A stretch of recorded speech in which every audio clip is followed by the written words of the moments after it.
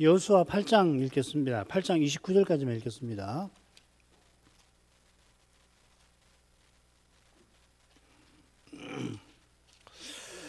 여호와께서 여호수아에게 이르시되 두려워 말라 놀라지 말라 군사를 다 거느리고 일어나 아이로 올라가라. 보라 내가 아이 왕과 그 백성과 그 성읍과 그 땅을 다 내 손에 주었노니 너는 여리고와 그 왕에게 행한 것 같이 아이와 그 왕에게 행하되 오직 거기서 탈취할 물건과 가축은 스스로 취하라. 너는 성 뒤에 복병할지어다. 이에 여호수아가 일어나서 군사와 함께 아이로 올라가려 하여 용사 3만 명을 뽑아 밤에 보내며 그들에게 명하여 가로되 너희는 성읍 뒤로 가서 성읍을 향하고 매복하되 그 성읍에 너무 멀리 하지 말고 다 스스로 예비하라. 나와 나를 쫓는 모든 백성은 다 성읍으로 가까이 가리니 그들이 처음과 같이 우리에게로 쳐 올라올 것이라. 그리할 때 우리가 그들 앞에서 도망하면 그들이 나와서 우리를 따르며 스스로 이르기를 그들이 처음과 같이 우리 앞에서 도망한다 하고 우리의 유인을 받아 그 성읍에서 멀리 떠날 것이라. 우리가 그 앞에서 도망하거든 너희는 매복한 곳에서 일어나서 그 성읍을 점령하라. 너희 하나님 여호와께서 너희 손에 붙이시리라. 너희가 성읍을 취하거든 그것을 불살라 여호와의 말씀대로 행하라. 보라 내가 너희에게 명하였느니라 하고 그들을 보내매 그들이 복병할 곳으로 가서 아이 서편 베델과 아이 사이에 매복하였고 여호수아는 그 밤에 백성 가운데서 잤더라. 여호수아가 아침에 일찍이 일어나서 백성을 점거하고 이스라엘 장로들로 더불어 백성 앞서 아이로 올라가매 그를 쫓은 군사가 다 올라가서 성읍 앞에 가까이 이르러 아이 북편에 진치니 그와 아이 사이에는 한 골짜기가 있었더라.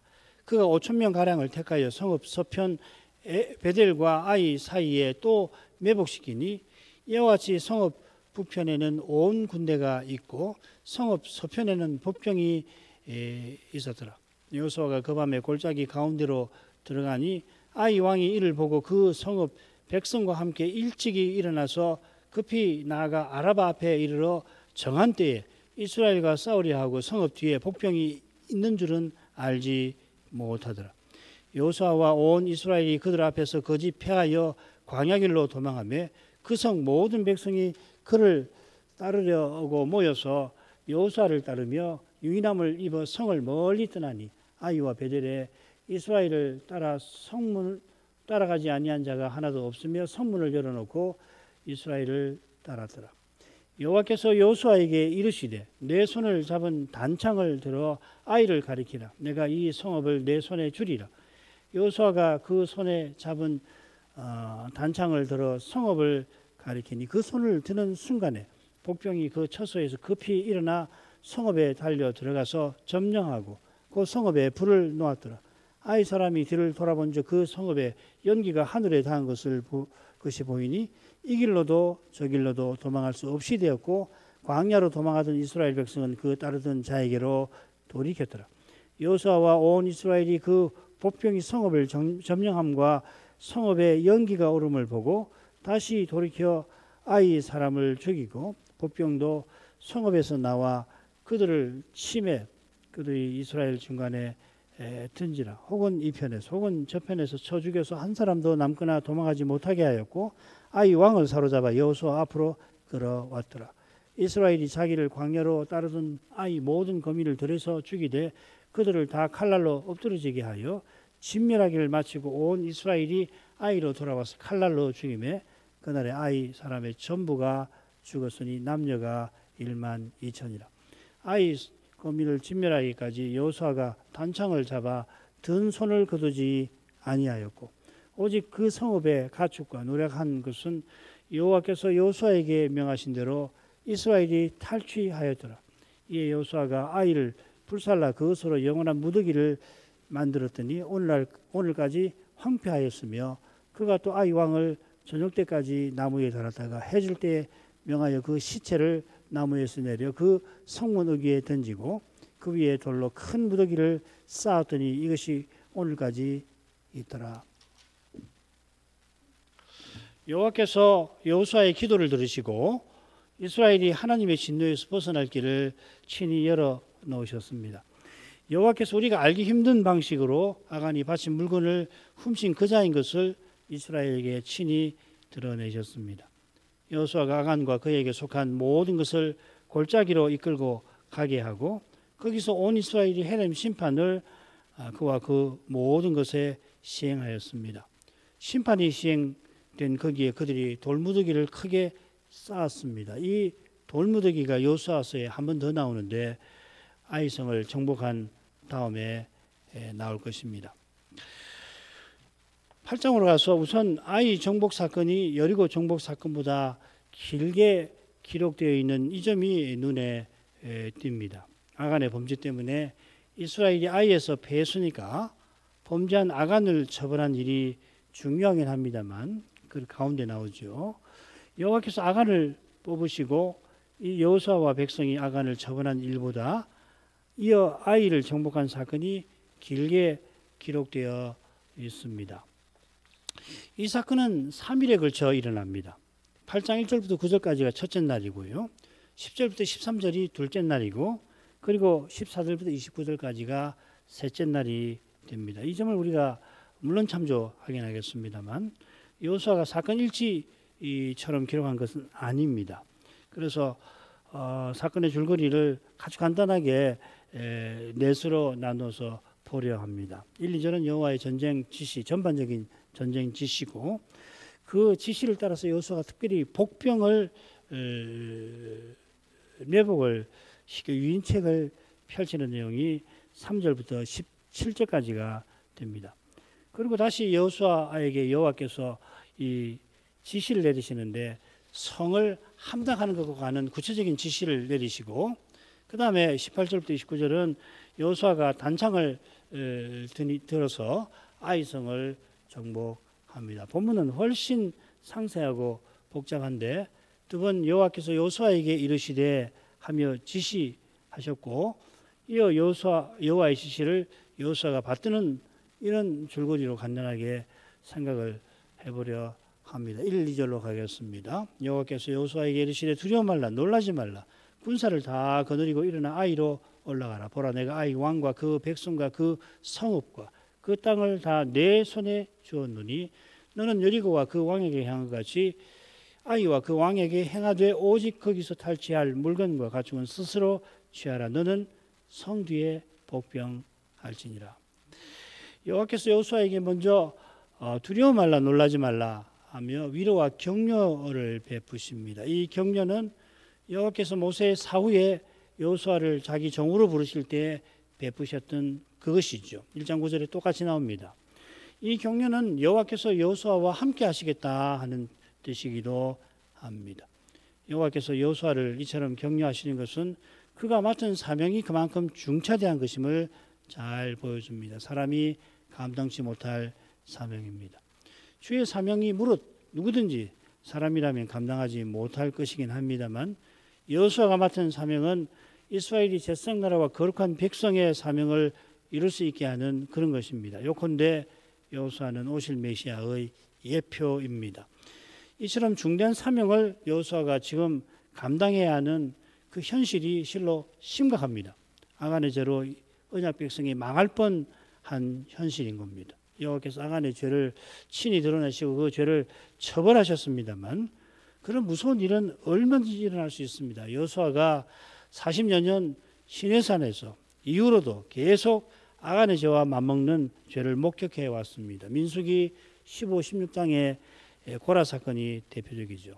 이 고라 사건은 38년 동안에 일어난 사건 중에 유일하게 15장, 16장에 기록이 되어 있잖아요. 이게 왜 38년 동안 온갖 일이 일어났을 텐데 모세는 거기 고라 사건 하나만 기록을 해놓습니다. 그건 굉장히 생각할 바가 있죠. 그런 죄를 여호수아는 늘 목격해 왔던 겁니다. 이런 현실에서 여호수아도 근본적으로 다른 백성과 똑같이 연약합니다. 죄와 죽음의 현실을 스스로 이기는 사람 아무도 없습니다. 더욱이 여호수아는 언약 백성 전체와 관련하여 이 두려운 현실을 마주해야 합니다. 인생이 얼마나 연약한지 아시는 여호와께서 막중한 사명을 맡은 자기 종을 위로하시는 겁니다. 이에 여호와께서 전쟁과 관련된 지시사항을 여호수아에게 하더라십니다. 흥미로운 점은 그 지시 맨 끝에 복병을 명령하신 사실입니다. 이 낱말이, 이 복병이라는 낱말이 여호수아 8장에 5번 더 나옵니다. 7절, 12절, 14절, 19절, 21절에 나올 거예요. 아울러 여호와께서 군사 3천쯤 올라갔던 처음과 달리 모든 군사를 거느리고 아이로 올라가라고 지시하십니다. 우리가 이미 알고 있듯이 모든 군사는 매복 작전을 위하여 동원될 것입니다. 요컨대 여호와께서 전투작전을 여호수아에게 구체적으로 지시하십니다. 마찬가지로 매복군이 성읍을 탈취할 때도 여호와께서 직접 여호수아에게 어떻게 하라고 지시하십니다. 단창을 들라 하신 거죠. 들어 지시하라 하신 거죠. 가리키라 하신 거죠. 여호와께서 친히 전쟁을 지휘하십니다. 여호수아는 단창 드는 일을 들어 가리키는 일을 할 뿐이죠. 그처럼 여호와께서 전쟁의 승리를 여호수아에게 약속하십니다. 여리고처럼 아이도 여호수아의 손에 주셨다고 하십니다. 여리고를 여호수아의 손에 주시며 그 왕과 성에게 행한 것처럼 아이와 그 왕에게 그리하라고 명하십니다. 다만 여리고와는 달리 아이에서는 탈취할 물건이라고 되어 있는데 같은 말입니다. 노량물이라고 7장 21절에 나옵니다. 그리고 가축은 백성이 취하게 하셨습니다. 이 말은 아이성의 백성은 다 죽이라 하는 뜻입니다. 이게 진멸하라, 하람이라는 동사의 뜻이기도 합니다. 본래는 사람만 아니라 가축 그리고 모든 소유를 다 멸해버려야 하는데 이스라엘이 가나안에서 거룩한 사명을 이루라고 가축과 탈취물을 취하게 해주시는 거겠죠.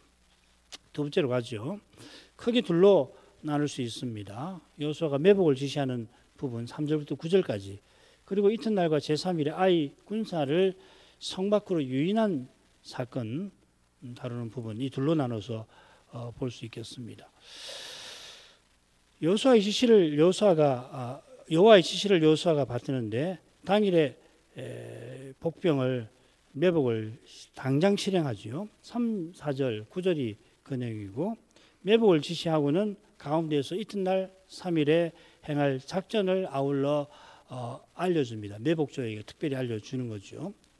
3, 4절 읽겠습니다. 이어 여호수아가 일어나서 군사와 함께 아이로 올라가려 하여 용사 3만 명을 뽑아 밤에 보내며 그들에게 명하여 가로되 너희는 성읍 뒤로 가서 성읍을 향하고 매복하되 그 성읍에 너무 멀리하지 말고 다 스스로 예비하라. 여호와의 지시대로 여호수아가 그 모든 군사와 함께 일어섭니다. 전쟁에 나섰다는 말입니다. 일어선다는 말이.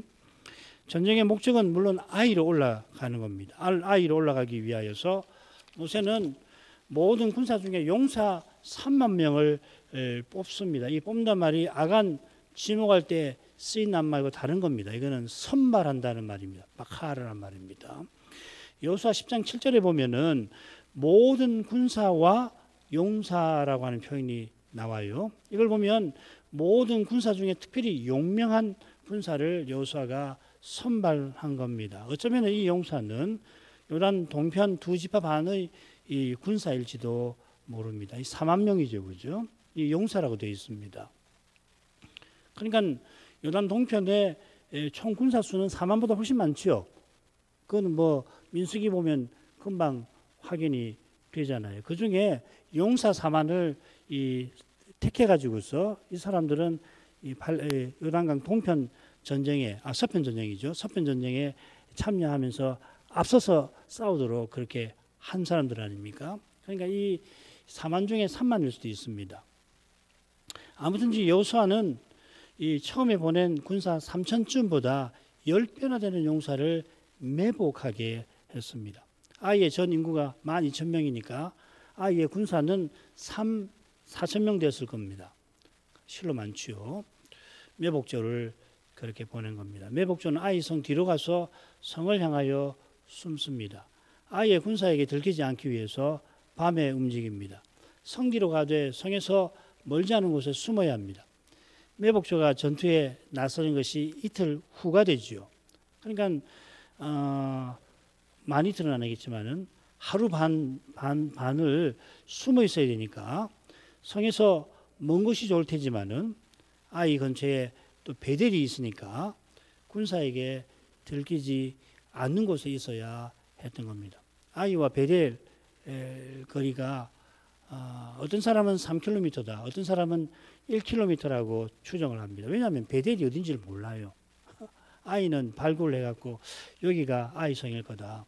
성읍의 규모나 이런 것이 그 유물이 발굴이 됐거든요. 베델도 발굴이 됐는데 정확하게 이 여호수아가 말하는 베델이 어딘지는 사실은 명확하지 않습니다. 그래서 1km라고 보는 사람도 있고 3km라고 보는 사람이 있는데 한번 3km 떨어졌다고 하더라도 아이와 베델 사이 그리고 특별히 아이 이 뒤편에 이 3만 명이 숨어 있다는 것은 이게 쉬운 일이 아니죠, 그죠? 굉장히 이게 어려운 일입니다. 그 지도로 항공 사진을 보니까 아이하고 베델 사이에도 이 골짜기 같은 곳이 있던데 그 어디 숨었겠죠. 게다가 언제든지 여호수아의 지시를 따라 성을 공격해야 되니까 경계를 늦출 수가 없습니다. 스스로 예비하라는 말이 그 말입니다. 이게 뭐 밥을 제대로 먹었을런지 알 길이 없죠. 그 다음 넘어가죠.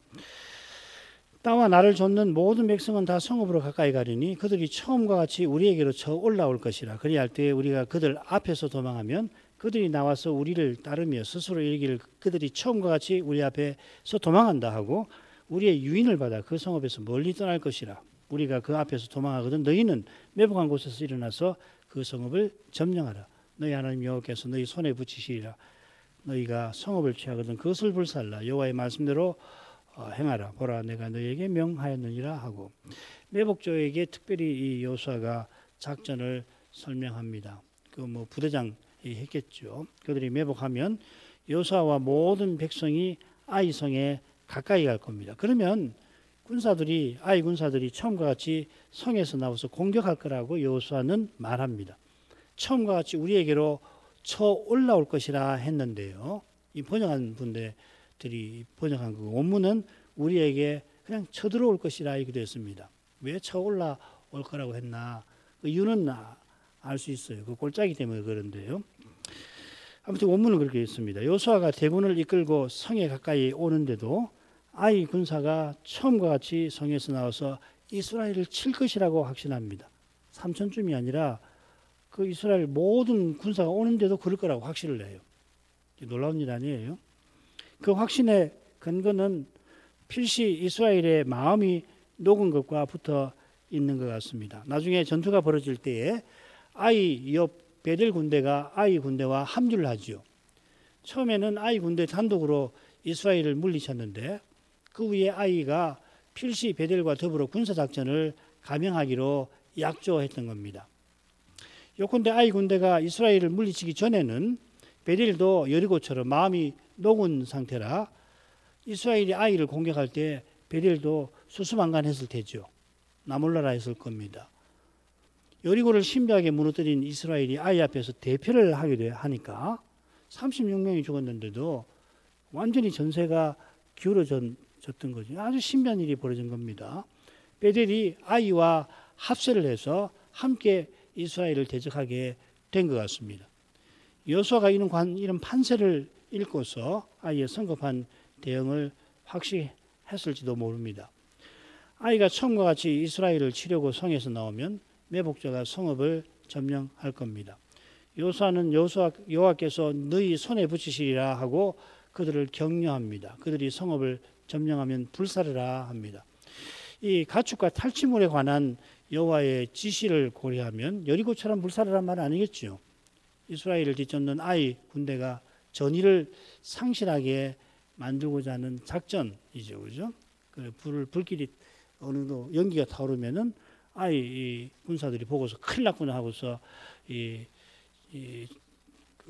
낙담케 만들려고 하는 작전일 겁니다. 여호수아는 여호와의 말씀대로 행하라 하고서 자기가 하다라는 작전이 여호와께서 주신 것임을 밝힙니다.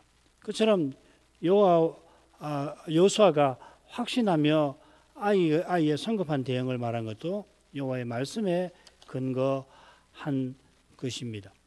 이어 여호수아는 내가 너희에게 명하였느니라 하고서 자기가 여호와의 말씀을 조차 명령한 것을 이스라엘 군대가 따르도록 촉구합니다. 이는 여호수아가 자기의 권위를 내세우는 게 아닙니다.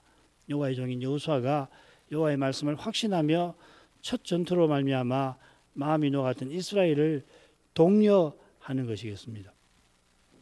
9절 가겠습니다. 그들을 보내매 그들이 복병할 곳으로 가서 아이 서편 베들과 아이 사이에 매복하였고 여호수아는 그 밤에 백성 가운데 잤더라.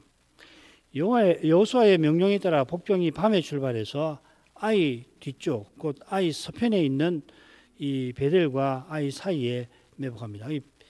이 아이는 베델 서쪽인데 아이가 베델 아니 잘못했습니다. 베델이 아이 서쪽인데 약간 북쪽에 있습니다. 제가 잘못했습니다. 베델이 약간 북쪽이고 아이 서쪽에 있습니다. 항공 사진을 보면 아이와 베델 사이에 골짜기가 나 있습니다. 이 골짜기에 매복조가 숨었을 겁니다. 매복군을 보낸 다음에 여호수아는 백성 가운데에서 이 8쪽에 보면 지도를 하나 실어놨는데 한번 잠깐 보시죠. 이게 해상도를 꽤 높여서 했는데도 이만큼밖에 안 됐습니다. 이 지도 보면 그 위에 보면 N이라고 적혀 있는데 그 바로 밑에 보면 베델이 있고요. 그 밑에 I가 있잖아요. 이게 사실 정확하지 않습니다. 이게 지도 위치가 잘못되어 있습니다. 베델이 I보다 좀 더 그 빨간 선 쪽으로 그려져 있어야 합니다. 높이는 비슷한데 빨간 선 쪽으로 그 베델이 있고 I는 빨간 선 베델보다 더 N 쪽으로 붙어 있어야 합니다. 나중에 또 설명드리죠.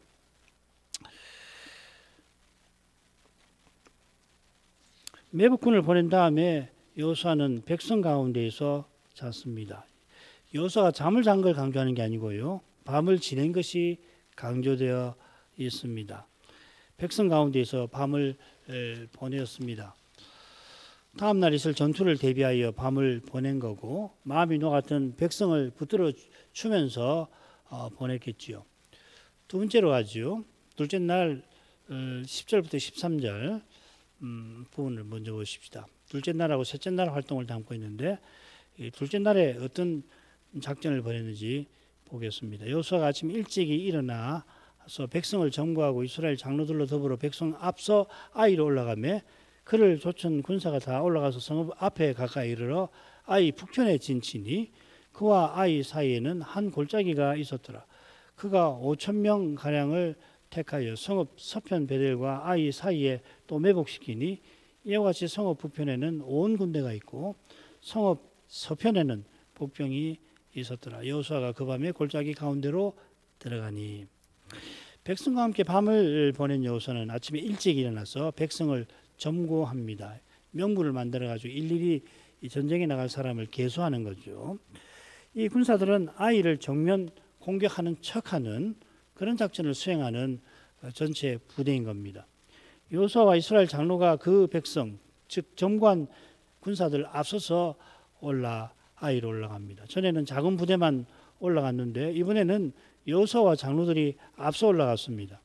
이 차이를 두고 지난번 패배의 결정적 원인이 지도부의 태만에 있었다 생각하면 안 되듯이 이번에 여호수아와 장로가 앞서갔던 것은 군사작전을 수행하려 하는 것입니다.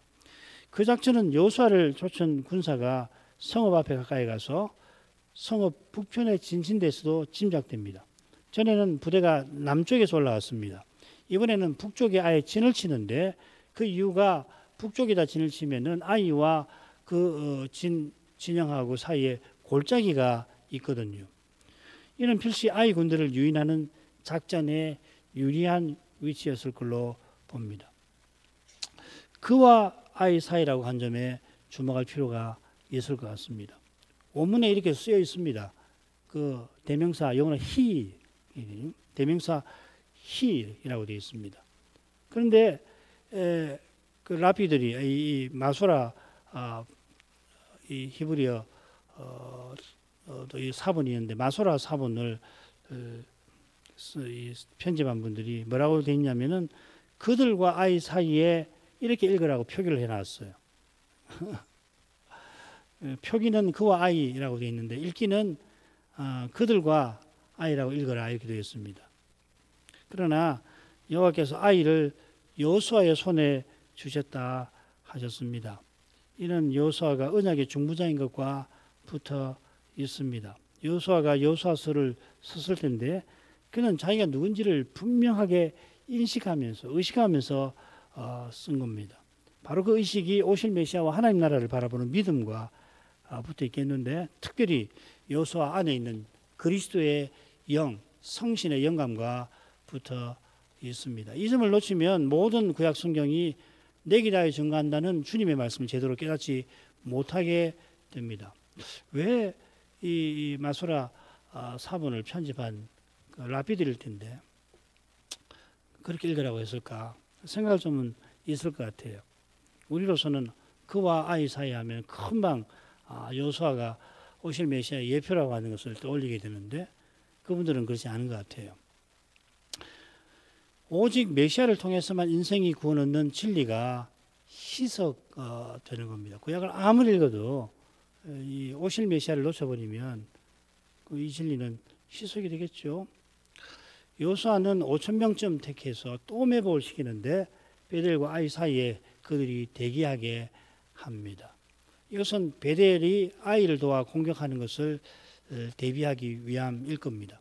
첫날 3만 매복전은 베델 아래 아이 뒤쪽에 배치했습니다. 그러면 온 군대는 북쪽에 있고 매복군은 서쪽에 있게 됩니다. 이 매복군은 베델과 아이 사이에 배치한 부대보다 전날 배치한 부대일 겁니다.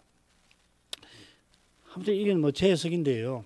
이건 대단히 어렵습니다. 이거 군대 배치나 뭐 지리나 뭐 이런 것들이 명확하게 되어 있지 않아 가지고서 짐작하는 건데요.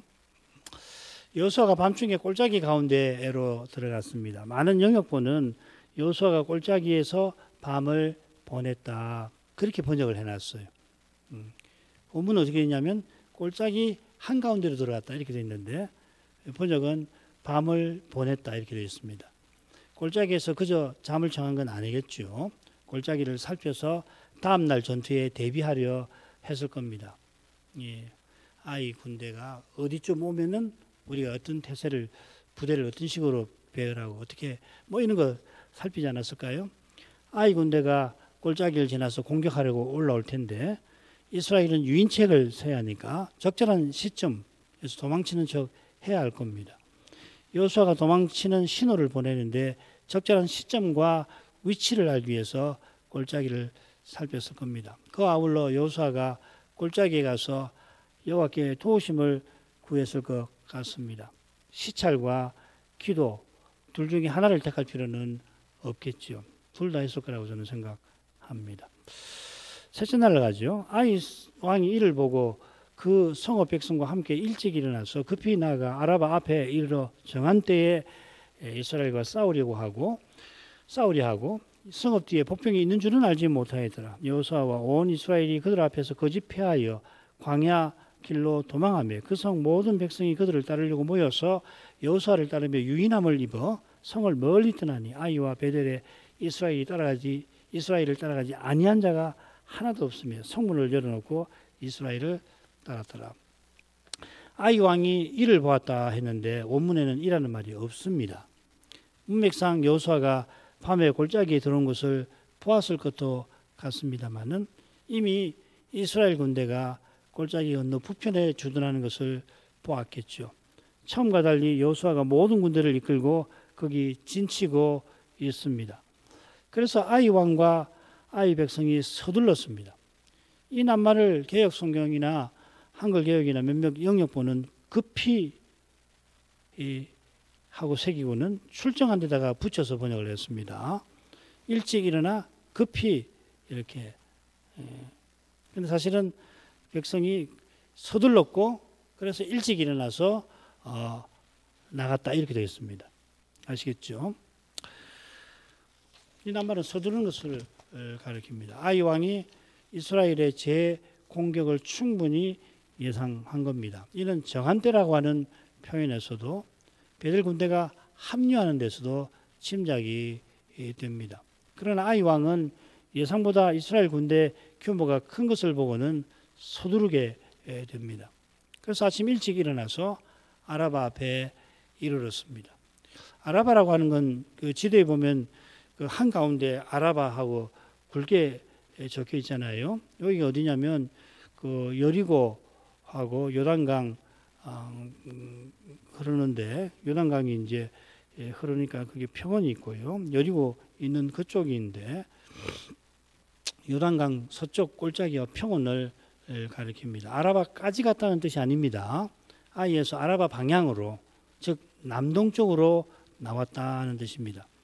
지금 이스라엘 군대는 아이 북편 골짜기 건너편에 있으니까 필시 건너가기 쉬운 곳으로 내려온 것 같습니다. 아이 왕이 서두르긴 했지만 복병이 있는 줄은 생각하지 못했습니다. 복병이 있는 줄은 생각하지 못해서 서둘러 출정했을 겁니다. 여호수아와 온 이스라엘이 거짓으로 패하여 광야길로 도망합니다. 광야길은 여리고 있는 방향을 가리키는 것 같습니다. 아이에서 여리고 말이에요.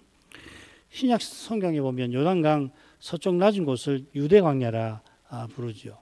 그러니까 요단강이 흐르는데 요단강하고 요단강 서쪽으로 이제 산지가 형성이 되는데 그 산지하고 요단강 사이를 유대 광야라고 부릅니다. 거기서 세례 요한이 말씀을 거기서부터 전했죠. 여호수아가 광야길로 도망하니까 그 성 모든 백성이 모입니다. 처음에는 부대를 나누어 이스라엘을 공격하려고 했던 것 같은데 예상보다 쉽게 이스라엘이 도망을 하니까, 그리고 큰 부대가 도망을 하니까 기회다 하고서는 이 군대를 집중해서 뒤따라갔던 것 같아요. 전과 같이 이스라엘이 도망하는데 이번에는 대군이 그리합니다. 그래서인지 아이 왕은 베델에도 원군을 청하여서 이번 참에 이스라엘을 괴멸하려 했던 것 같습니다. 17절에 아이와 베델에 따라가지 아니한 자가 하나도 없었다고 한 것은 베델 군대도 모두 성에서 나와서 아이 군대와 합류하여 도망하는 이스라엘을 뒤쫓은 것입니다. 아이와 베델 사이에 이스라엘의 5천 군대가 매복해 있었는데 베델은 그것을 눈치채지 못하고 아이와 함께 이스라엘을 뒤쫓았던 것입니다. 이런 일이 일어난 이유를 아이의 자만과 그에 따른 성급함, 또 여호수아의 치밀한 작전과 면밀한 준비에서 물론 찾을 수가 있겠죠. 그러나 다음 시간 살필 18절 처음에 진정한 이유가 나옵니다. 여호와께서 여호수아에게 적절한 시점에 작전 지시를 내리십니다. 여호수아가 여호와의 지시대로 따르는 데서, 그리고 그는 그저 단창을 들어 아이성을 가리킬 뿐이었다는 그 사실에서 여호와께서 전쟁을 주관하신 사실이 잘 드러납니다. 이 주제는 다음 시간 우리가 생각하도록 하겠습니다. 기도할 제목 읽겠습니다. 여호수아와 이스라엘이 아간을 처벌하자 여호와께서 아이성 전투를 지시하십니다. 아간을 처벌할 때와 마찬가지로 여호와께서 지시하실 뿐 아니라 전투를 승리로 친히 이끄십니다. 친히 아간을 바친 물건 훔친 자로 드러내실 뿐 아니라 이스라엘이 아간에게 해렘 심판을 내리게 하셔서 아간의 죄로 이스라엘이 망할 뻔한 데서 건져 주시는 것입니다. 해답이죠. 비슷하게 여호수아에게 전투 지시를 하시고 지시하신 대로 전투가 전개되게 하십니다. 아이성 전투를 여호수아가 여리고 정복보다 상세히 기록합니다. 그 의중을 다 알기는 어렵습니다만 그만큼 이 전투는 이스라엘이 가나안 정복에 중요합니다. 달리 생각하면 처음에 아이 전투에서 실패한 이유가 아간의 죄, 곧 이스라엘의 죄에 있었다 하는 이 사실은 이스라엘이 가나안을 차지하고 사명 이루는데 오직 하나님 은혜가 절실한 것을 잘 보여주는 겁니다. 이스라엘이 은혜로우신 하나님을 전심으로 의지하는 이것이 전부입니다. 이 시대에도 이 진리는 동일할 뿐 아니라 더욱 절실합니다. 그리스도께서 하나님 아버지 하나님을 전심으로 바라시는 것처럼 우리도 그리스도 안에서 하나님을 전심으로 의지해야 할 것이고 의지할 힘을, 마음을 주시기를 구하겠습니다. 신학교 신학생들 또 조사 시치 11월 8일에 있는 조사 시치를 위해서 기도해 주시기 바랍니다.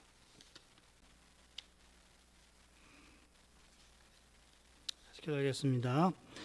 거룩하신 아버지, 친히 아간을 뽑아내시고 이스라엘들을 아간에게 헤렘 심판을 시행하도록 하셔서 그 죄로 말미암아 이스라엘이 하나님의 진노 아래 있던 데에서 벗어나도록 하신 다음에 이제 아이성을 친히 정복해 나가셨습니다. 이스라엘의 매복군이 아이성을 불사르고 이스라엘 군대가 그들을 물리친 것입니다만, 그러나 여호와께서 여호수아에게 지시하실 뿐 아니라 그 지시를 따라 이스라엘이 행할 때에 아이와 베들의 군대도 여호와께서 원하시는 대로 유인당하게 하신 줄로 압니다. 여호수아가 아간의 죄인 줄도 모르고 저물도록 엎드려 있다가 기도하게 하신 것처럼 이제도 여호수아는 여호와의 지시대로 단창을 들어 아이성을 가리켰고 아이가 진멸되도록 단창 잡은 그 손을 거두지 아니하였습니다. 여호수아가 손을 든 그것이 백성에게 용기와 담력을 혹 주었겠지만, 그러나 여호수아는 여호와의 지시대로 행하였고 지시하신 여호와께서 강한 손과 펴신 팔을 여호수아가 구한 대로 나타내 주신 줄 압니다.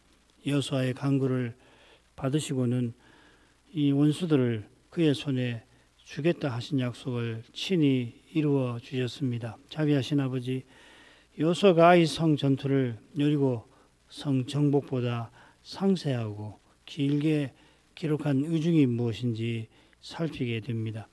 그 의중이 여호와께서 여호와의 종으로 세상에 오시는 그 메시아로 오시는 그 일을 바라보도록 한 데 있을 줄 믿습니다. 여호수아는 자기가 맡은 사명이 궁극적으로 거기 있음을 분명히 알았습니다. 그러한 증거가 그가 쓴 성경책에 줄곧 나옵니다. 주님의 교회들이 이 분명한 사실을 늘 깨닫게 하시옵소서. 이스라엘이 가나안에 들어와서 작은 성 아이와 싸우는 이 전쟁이 이 세상 눈에는 세계사의 흔하고 흔한 정복 전쟁 중에 하나에 그칠 것입니다. 여호수아의 전략 전술에 관하여 이런저런 해설과 논평도 얼마든지 나올 것입니다. 그러나 여호수아는 자기가 오실 메시아의 그림자로서 그 전쟁을 살피고 치렀던 줄 압니다. 바로 그것이 여호와께서 여호수아를 쓰신 증거일 것입니다. 여호와께서 여인의 후손으로 메시아를 보내겠다 약속하시더니 여호수아 시대에 이르러서는 그 후손이 유다 지파에서 나올 것이라고까지 예언해 주셨습니다. 여호수아는 자기가 그 메시아가 아닌 줄을 분명히 알았고 그 메시아가 오시는 일에 여호와의 종으로 부름 받은 것을 분명히 알았습니다. 그처럼 아이성을 정복하는 일이 그저 성 하나를 획득하는 것에 그치지 않음도 분명히 알았습니다. 작은 성 아이에 대표한 이유가 군사가 적었어도 작전에 문제가 있었어도 전쟁을 임하는 태도가 해이해서도 아니고 아간의 심각한 죄에 있었던 것을 그가 안 것처럼 이스라엘이 가나안을 차지하는 목적이 세상에서 본듯한 나라 하나, 문명국 하나를 세우는 데 있는 게 아니라 저 영원한 나라를 바라보게 하신 데 있음을 여호수아는 분명히 누구보다 잘 알았을 것입니다. 구약시대만 아니라 신약시대에 더욱 그러합니다. 놀랍게도 이 시대는 그리스도의 교회들이 이 신학교에서 가르치는 선생들이 사도와 선자가 기록한 복음서를 역사적으로 신뢰할 수 없는 문학 서류와 같이 대하고 주님의 성육신과 이적들과 부활이 신화에 불과할 뿐 아니라 예수라고 하는 인물이 실존한 것도 믿을 수가 없노라고 목소리를 높입니다. 이런 시대에 성경에서 사도가 전한 그리스도를 깨닫는 일이 얼마나 희귀한지 모를 수 없습니다. 그처럼 깨닫는 교회와 신자만이 여호수아처럼 당면한 시대에서 죄와 죽음의 현실이 무엇인지 바로 알고 그 현실을 이기고 나갈 그 길을 십자가 지시고 벌하신 그리스도 안에서 확신할 수가 있게 하시겠습니다. 그리스도의 거룩한 빛이 아니고서는 인생은 당면한 현실에 갇히고 맙니다.